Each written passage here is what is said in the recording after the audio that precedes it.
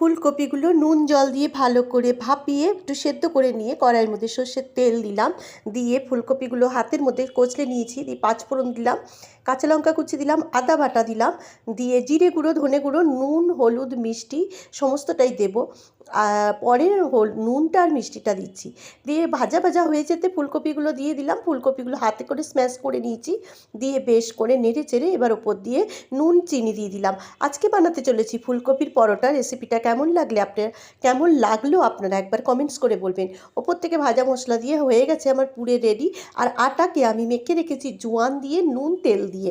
এই দেখুন পুর রেডি হয়ে গেছে। এবার আটার মধ্যে আমি পুরটা দিয়ে বেলে নেব পরোটার মতো করে, মানে ছোট ছোট রুটির আকারে।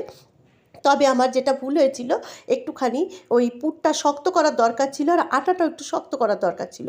যাই হোক, তেল দিয়ে এপিট ওপিট করে ভেজে নিলাম। খেতে কিন্তু খুব ভালো হয়েছিল। হ্যাঁ, আমি ধনে পাতাটা স্কিপ করেছি।